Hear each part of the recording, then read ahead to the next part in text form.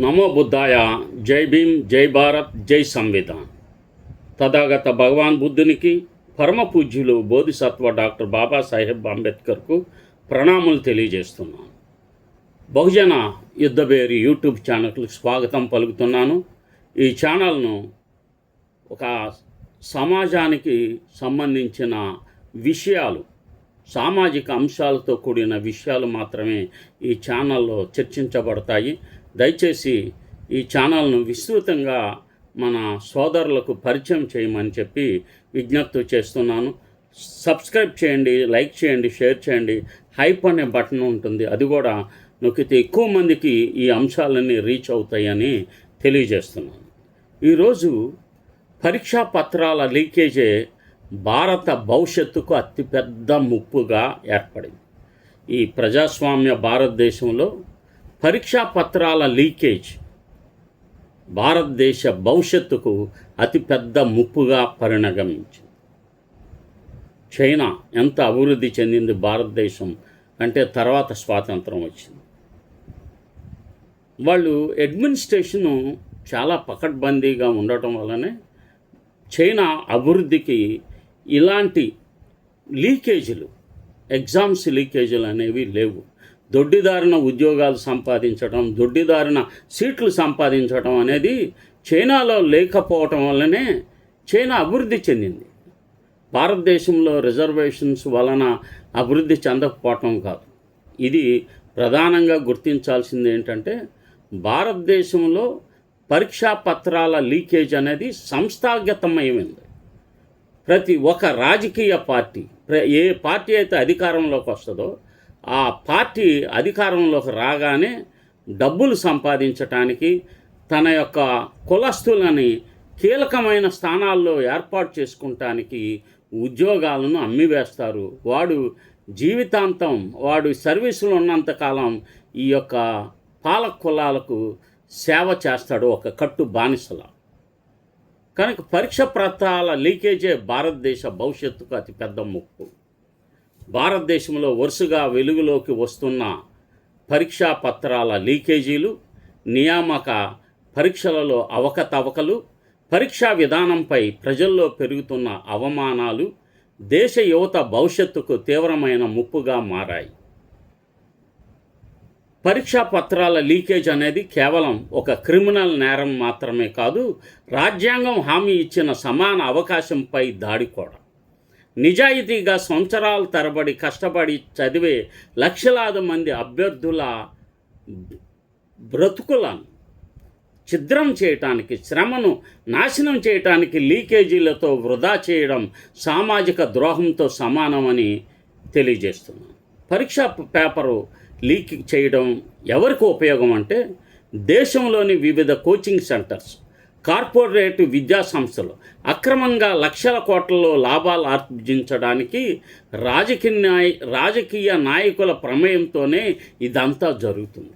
దీనివల్ల నిజాయితీతో కష్టపడి పరీక్షలకు సిద్ధమయ్యే అభ్యర్థులకు తీరని నష్టం కలుగుతుంది. కేవలం అక్రమం ప్రభుత్వ విద్యా సంస్థల్లో సీట్లు సంపాదించడం, తద్వారా కోట్ల రూపాయల ఖర్చు పెట్టకుండా ధనవంతులైన తల్లిదండ్రులు చదువులలో వెనకబడిన తమ పిల్లల కోసం లక్షలు వెచ్చించి సీట్లు సంపాదించి తమ పిల్లలను ప్రయోజకులుగా మార్చడానికి ఈ దొడ్డి మార్గాన్ని అవలంబిస్తారు. అక్రమంగా ఉద్యోగాలు పొందడం భారతదేశంలోనే ఎందుకు అంత సులువు అంటే, రాజమార్గంలోనే ఉద్యోగాలు అక్రమంగా పొందడం భారతదేశంలో వ్యవస్థీకృతమై ఉంది. డబ్బులు ఉన్నంత మాత్రాన ఉద్యోగాలు కొనుక్కోగలడం భారతదేశంలో కుదరదు. అందుకు సరైన మార్గం ఉన్నత అధికారులు, రాజకీయ నాయకుల ద్వారా నమ్మకమైన ఛానల్స్ పట్టుకోగలగాలి. ఇది పాలక కులాలకు మాత్రమే సాధ్యమవుతుంది.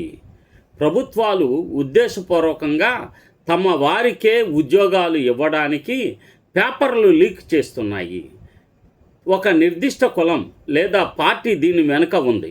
రాజకీయ నాయకులు, ఉన్నత అధికారులు అక్రమంగా ఉద్యోగాలు పొందే గేట్లు ఎందుకు తెరుస్తారంటే, ప్రధానంగా పెద్ద ఎత్తున డబ్బులు సమకూర్చుకోవడం, రెండవది భవిష్యత్తులో తమకు తెలిసిన వారైతే జీవితాంతం తమ ప్రయోజనాలను కాపాడతారని రాజకీయ నాయకులు ఉద్యోగాలను అమ్ముకుంటారు. ఉదాహరణకు ఆంధ్రప్రదేశ్లో రాజశేఖర రెడ్డి ప్రభుత్వంలో మరియు వైసీపీ ప్రభుత్వంలో ఏపీపీఎస్సీ ద్వారా అక్రమాల ద్వారా నియమించబడ్డ అధికారులు నిరంతరం జగన్మోహన్ రెడ్డికి సమాచారం అందించడమే కాకుండా వారి ప్రయోజనాలను నిరంతరం కాపాడడానికి పనిచేస్తారు. అలాగే గత 35 సంవత్సరాలుగా తెలుగుదేశం హయాంలో అక్రమంగా ఉద్యోగాలు పొందిన వారంతా చంద్రబాబు నాయుడు ప్రయోజనాలను కాపాడుతూ ఉంటారు. ఇందులో మనం గమనిస్తే వ్యాపం కుంభకోణం మధ్యప్రదేశ్లో జరిగింది. మెడికల్ ఇంజనీరింగ్ ప్రవేశాలు, ప్రభుత్వ ఉద్యోగాల నియామకాలలో భారీ అవకతవకలు బయటపడ్డాయి. ఈ కేసును సుప్రీంకోర్టు ఆదేశాల మేరకు సిబిఐ దర్యాప్తు చేసింది.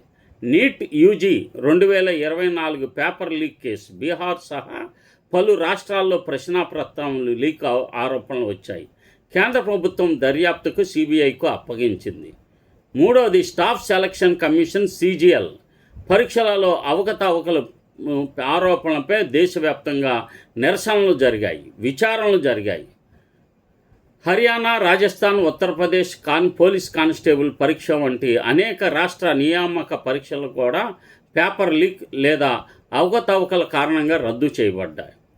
5. తెలంగాణ పబ్లిక్ సర్వీస్ కమిషన్ ద్వారా గ్రూప్ 1 పరీక్షల్లో పెద్ద ఎత్తున అవకతవకలు కేసీఆర్ ప్రభుత్వంలో జరిగింది. అవినీతి అక్రమాలకు నిలయం ఏపీపీఎస్సీ. 2018 పరీక్షల నిర్వహణపై వివాదాలు, న్యాయపరమైన సవాళ్లు కూడా వచ్చాయి. అయితే పేపర్ లీక్ నిరుత్పన్నమైంది. ఇలాంటివి భారతదేశంలో సామాన్యమైంది. ఎన్నో అక్రమాలు బయటకు రాకుండా కాలాగర్భంలో మరుగున పడ్డాయి. ఏ ప్రభుత్వం హయాంలో జరిగినా, ఏ పార్టీ పాలనలో జరిగినా పేపర్ లీకేజీలను సమానంగా విచారించి బాధ్యులపై కఠిన చర్యలు తీసుకోవాలని సమతా సైనిక దళ్ డిమాండ్ చేస్తుంది.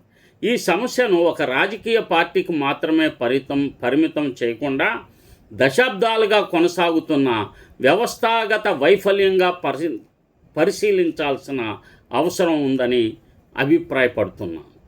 నియామక ప్రక్రియలో పూర్తి పారదర్శక ఉండాలని, పరీక్షల నిర్వహణ నుంచి మూల్యాంకనం వరకు ప్రతి దశ స్వతంత్ర పర్యవేక్షణలో జరగాలని సమతా సైనిక దళ్ కోరుతుంది. ముఖ్యంగా ఇంటర్వ్యూల్లో మార్కుల కేటాయింపు, తుది ఎంపిక ప్రక్రియ వంటి అంశాలు పూర్తిగా పారదర్శకంగా ఉండే విధంగా వీడియో రికార్డింగ్, డిజిటల్ ఆడిట్, స్వతంత్ర పర్యవేక్షణ వ్యవస్థలను అమలు చేయాలని సూచించింది. సాధ్యమన్నంత వరకు ఇంటర్వ్యూ మార్కులను తీసివేయాలి. పోటీ పరీక్షలలో రిటర్న్ ఎగ్జామ్స్లో అత్యధిక మార్కులు వచ్చిన SC, ST, BC మైనార్టీలకు ఇంటర్వ్యూల్లో నిరంతరం తక్కువ మార్కులు కేటాయించడం భారతదేశం యొక్క కులతత్వాన్ని తెలియజేస్తుంది. ఇవి అనేక పర్యాయాలు RTI ద్వారా అనేక ఉదాహరణలు బయటకు వచ్చాయి. రిజర్వేషన్ వ్యవస్థపై కొందరు విమర్శలు చేస్తూ దేశ ప్రతిభ దెబ్బతింటుందని వాదిస్తున్నప్పటికీ సమతా సైనిక దళ అభిప్రాయం ప్రకారం రాజ్యాంగబద్ధమైన రిజర్వేషన్ సామాజిక న్యాయాన్ని బలోపేతం చేస్తుంది. నిజమైన ప్రతిభను దెబ్బతీసేది రిజర్వేషన్ కాదు, పరీక్షల్లో అవినీతి, పేపర్ లీకేజీలు, అక్రమ నియామకాలని సంస్థ పేర్కొంది. నీట్, ఇంజనీరింగ్, సివిల్ సర్వీసెస్, రాష్ట్ర పబ్లిక్ సర్వీస్ కమిషన్లు నిర్వహించే పరీక్షలు సహా అన్ని ప్రధాన పోటీ పరీక్షలలో అత్యాధునిక భద్రతా వ్యవస్థలను అమలు చేయాలని సమతా సైనిక దళ్ డిమాండ్ చేస్తున్నది. ప్రశ్నపత్రాల ముద్రణ, రవాణా, భద్రపరిచే విధానం, డిజిటల్ సెక్యూరిటీ, పరీక్షా కేంద్రాల నిర్వహణ వంటి అన్ని దశలలో స్వతంత్ర పర్యవేక్షణ తప్పనిసరిగా చేయాలి. అదేవిధంగా పేపర్ లీకేజీ నేరాలకు ప్రత్యేక వేగవంతమైన న్యాయస్థానాలను ఏర్పాటు చేసి దోషులకు కఠిన శిక్షలు విధించాలి. అక్రమంగా సంపాదించిన ఆస్తులను స్వాధీనం చేసుకునే చట్టాలను మరింత బలోపేతం చేయాలి.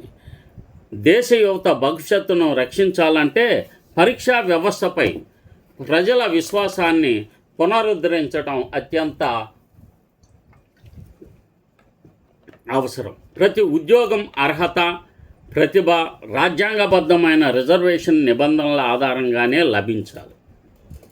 పేపర్ లీకేజీలకు, పరీక్ష అవకతవకలు, అక్రమ నియామకాలకు రాజకీయ రంగు లేకుండా బాధ్యులెవ్వరైనా సరే చట్టం ముందు సమానంగా జవాబుదారులుగా నిలవాలని చెప్పి డిమాండ్ చేస్తున్నది. అంటే ఈ సిస్టమ్ ఉద్యోగాలు పొందటం అనేది ఇప్పటికి కూడా బలంగా ప్రజలు నమ్ముతున్నారు. ఏంటంటే ఈ ఉద్యోగాలు, కొంతమంది ఉద్యోగాలు అక్రమంగా దొడ్డిదారిన పొందారన్నది బలంగా సమాజంలో వినిపిస్తున్న ఒక ప్రత్యేకమైన సందర్భము.